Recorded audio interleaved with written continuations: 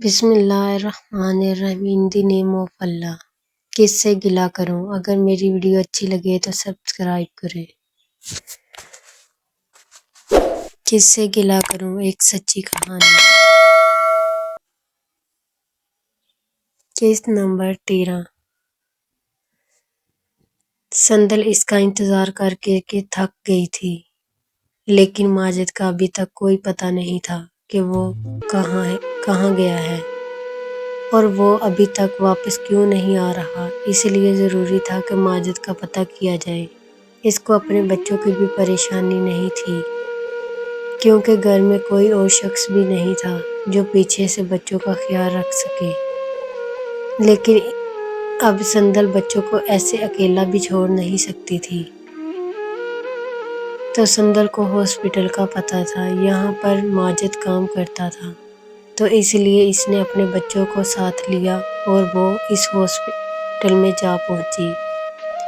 Hospital کافی بڑا تھا۔ اس نے ماجد کو ڈھونڈنے کی کوشش کی، بہت کوشش کی، لیکن اس کو ماجد کا پتہ نہ چل سکا کہ وہ کہاں ہے۔ اب وہ ماجد کی تلاش کرتے کرتے تھک گئی، کیونکہ اس کے پاس بچے بھی تھے، تو وہ ایک جگہ پر بیٹھ گئی۔ تھوڑی دیر بیٹھنے کے بعد پھر ایک نرس آئی اور اس نے سندل سے پوچھا کہ جی آپ کون ہیں اور یہاں پر کیوں بیٹھی ہو؟ سندل نے کہا کہ میں ڈاکٹر ماجد کو ڈھونڈ رہی ہوں اور وہ میرے شوہر ہیں اور ادھر کام کرتے ہیں۔ اس نرس نے کہا اچھا تو آپ ماجد کی بیوی ہیں۔ اس نرس نے سندل کا بہت زیادہ احترام کیا، اس کو پانی پینے کے لیے دیا، بچوں کے لیے جوس منگوایا اور پھر نرس نے سندل کو بتایا کہ ماجد اب کسی دوسرے ہاسپٹل میں کام کرتا ہے، ادھر سے تو کافی دنوں سے وہ چلا گیا ہے۔ پھر سندل اس نرس سے کہتی کہ مجھے اس ہاسپٹل کا پتہ بتا دو۔ نرس نے اس کو ہاسپٹل کا پتہ دیا اور سندل نے اس کا شکریہ ادا کیا اور اتنی گرمی میں اپنے بچوں کو لے کر اتنی تیز دھوپ میں چلتی رہی اور پھر آخر کار اس ہاسپٹل میں پہنچ گئی جہاں ماجد کام کرتا ہے۔ سندل نے پورے ہاسپٹل میں ماجد کو دیکھا، لیکن اس ہاسپٹل میں بھی ماجد نہیں تھا۔ اس نے ایک ڈاکٹر سے ماجد کا پوچھا۔ ڈاکٹر نے کہا آج اتوار ہے تو ماجد کو چھٹی ہے، وہ کل سے اپنے گھر گیا ہوا ہے۔ یہ بات حیران کر دینے والی تھی، کیونکہ ماجد تو سندل کو ملنے گیا ہی نہیں۔ اس نے مزید ڈاکٹر سے پوچھا کہ وہ ہاسپٹل سے کتنی چھٹی کرتا ہے۔ اس نے کہا وہ ادھر آ کے تھوڑی دیر بیٹھتا ہے اور پھر وہ اپنے گھر چلا جاتا ہے۔ سندل کے ہوش اڑ گئے، اس کی سانسیں رکنے لگی اور اس کو خوف بھی آنے لگا کہ ماجد کا کوئی اور کیسے گھر ہو سکتا ہے۔ پھر سندل نے ڈاکٹر ماجد کا گھر کا پتہ لیا۔ اس ڈاکٹر نے سندل کو پورے طریقے سے بتایا کہ کہاں پر گھر ہے اور کیسے جانا ہے۔ سندل سے اب اور زیادہ انتظار نہیں ہو رہا تھا۔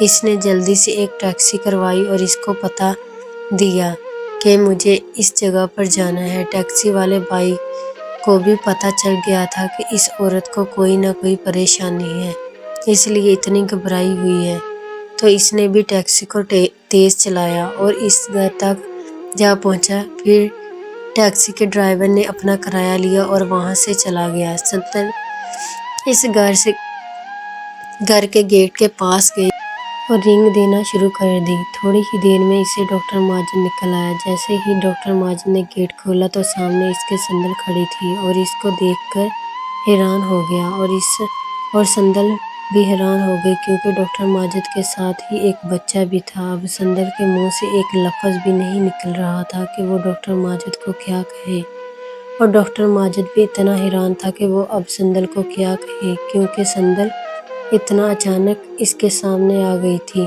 ابھی سندل اور ماجد گیٹ پر کھڑے ہی تھے کہ اندر سے ایک آواز آئی اور اس نے ڈاکٹر ماجد سے پوچھا کہ باہر گیٹ پر کون آیا ہے اور آپ وہاں کھڑے ہو کر کیا کر رہے ہیں؟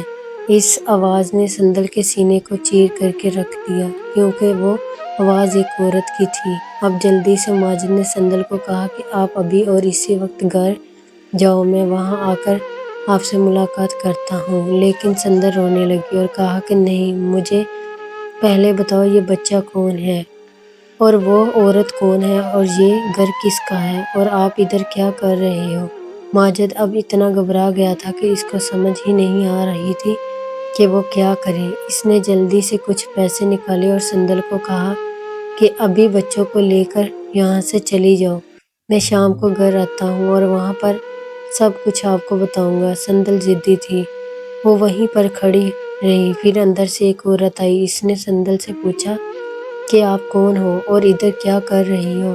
سندل نے اس کو کہا کہ میں ڈاکٹر ماجد کی بیوی ہوں۔ پھر اس عورت نے ماجد کو کہا کہ ماجد، آپ نے ابھی تک اس کو فارغ نہیں کیا، شاید وہ ماجد کی شادی کے بارے میں جانتی تھی۔ ماجد نے دونوں کو کہا کہ آپ ادھر بحث نہیں کریں اور پھر اس نے سندل کو کہا کہ آپ واپس جاؤ۔ پھر اس عورت نے ماجد کو غصے میں کہا کہ اس عورت کو ابھی تک فارغ کیوں نہیں کیا، اس کو اپنی زندگی سے دفع کرو جتنا جلدی ہو سکے۔ سندل کے بچے دھوپ برداشت نہیں کر رہے تھے، وہ رونے لگ گئے تو سندل نے ان کو ساتھ لیا اور اپنے گھر واپس آنے لگی۔ سندل کے ساتھ ماجد نے بہت بڑا دھوکا کیا تھا، وہ درد دیا تھا اور یہ وہ درد تھا جس کا کوئی علاج نہیں تھا۔ وہ سارے راستے روتی آئی۔ بہت عجیب لگتا ہے نا، جب آپ کا شوہر آپ کے ساتھ 6 سال رہے اور آپ کو بعد میں پتہ چلے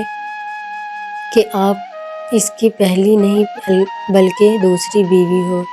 اس دن سندل اندر سے ختم ہو گئی تھی۔ اس کے بچے بھی اداس تھے اور وہ مشکل سے اپنے گھر پہنچی۔ وہاں پر اس نے رو رو کر اپنا برا حال کر لیا اور افسوس اس کے پاس کوئی بھی نہیں تھا جو اس کے آنسو صاف کر سکے، اس کو دلاسا دے سکے، حوصلہ دے سکے۔ اس نے اپنے بچوں کو کھانا کھلایا کیونکہ وہ اب بھوک کی وجہ سے اونچا اونچا رو رہے تھے۔ اس نے وہ کھانا بہت مشکل سے بنایا تھا کیونکہ اس کے ہاتھ کانپ رہے تھے، اس کے دل کی دھڑکن تیز تھی، اس کی آنکھوں میں آنسو بھرے تھے۔ وہ بیچاری روتی رہی اور ساتھ ہی ساتھ بچوں کے لیے کھانا بھی بناتی رہی۔ اب اس کو شام کا انتظار تھا اور وہ اس شام کا بے صبری سے انتظار کر رہی تھی۔ بہت سے سوال تھے اس کے دل میں جو اس نے ڈاکٹر ماجد سے کرنے تھے۔ آخر کار لمبے انتظار کرنے کے بعد ماجد گھر میں آیا۔ اس کے آتے ہی سندل نے اونچا اونچا رونا شروع کر دیا اور کہا کہ ماجد، آپ نے میرے ساتھ ایسا کیوں کیا؟ میں نے ایسا بھی کون سا گناہ کیا تھا مجھے جس غلطی کی سزا ملی ہے؟ جو آپ نے دوسری شادی کی اور مجھے بتایا بھی نہیں۔ ماجد، میں نے آپ کی خاطر اپنے گھر بار، اپنی بہن، اپنے ماں باپ، بھائیوں کو چھوڑ دیا۔ میں سوچتی تھی کہ آپ کے جیسا شوہر اس دنیا میں نہیں، تو میں آپ کی تعریفیں کر کر کے تھکتی نہیں تھی۔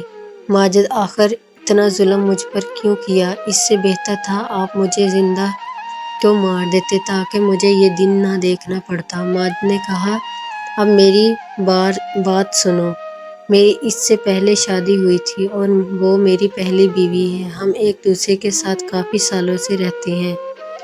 وہ بھی ایک ڈاکٹر ہے اور وہ میری کلاس میٹ تھی اور وہ میری پہلی محبت بھی ہے۔ ہماری شادی کو 4 سال سے زیادہ وقت ہو گیا تھا لیکن مجھے اولاد نہیں ہو رہی تھی۔ بچے ہر ایک کو پیارے ہوتے ہیں، مجھے بھی تھے، لیکن میں اس نعمت سے محروم تھا جس کی وجہ سے میں اکثر پریشان رہتا تھا۔ تو میری بیوی نے مجھے اجازت دے دی کہ آپ دوسری شادی کر لو۔ پھر مجھے کوئی نیک اور سادہ لڑکی چاہیے تھی جو مجھے اولاد سے نوازے، تو مجھے رشتے کے لیے آپ کے گھر میں بھیجا گیا۔ میں اپنی ساری بات آپ کی امی کو بتائی تھی لیکن ان کو کوئی اعتراض نہیں تھا۔ آپ کی امی نے مجھے بھی منع کیا تھا کہ اس بات کا علم کسی کو بھی نہ ہو، یہاں تک کہ آپ کے بابا کو بھی اس بات کا علم نہیں تھا۔ آپ کی بہن سے میرا رشتہ کروانے کے لیے مجھ سے 5 لاکھ لیے آپ کی امی نے، لیکن آپ کی بہن آمنہ گھر سے بھاگ گئی، پھر مجبوراً مجھے آپ سے شادی کرنی پڑی۔ میں نے یہ بات بتانے کے لیے کافی کوشش کی لیکن آپ کا دل نہ ٹوٹے اس لیے میں آپ کو بتا نہ سکا۔ تو پھر سندل نے کہا ٹھیک ہے میں مان لیتی ہوں سب کچھ، لیکن آپ کے پاس تو بچے بھی ہیں۔ پھر ماجد نے کہا میری پہلی پوری بات سن لو، میں آپ کو سچے دل سے دلہن بنا کر گھر لے کر آیا ہوں۔ میں نے آپ کے ساتھ کوئی زبردستی نہیں کی، میں نے دل سے پیار کیا اور کرتا بھی رہوں گا۔ لیکن میری شادی کے کچھ ہی دنوں بعد میری پہلی بیوی نے دوبارہ ٹیسٹ کروائے تو ڈاکٹر نے اس کو ایک بچہ ہونے کی خوشخبری دی۔ میں مانتا ہوں کہ میں آپ کا گناہ گار ہوں، لیکن وہ میری پہلی محبت تھی، اس لیے میں اس کو چھوڑ نہ سکا، اور اب تو اس کے پاس بچہ بھی آ گیا تھا، اس لیے میں نے آپ کو اگنور کرنا شروع کر دیا۔ اگر میری ویڈیو اچھی لگے تو اسے سبسکرائب کریں۔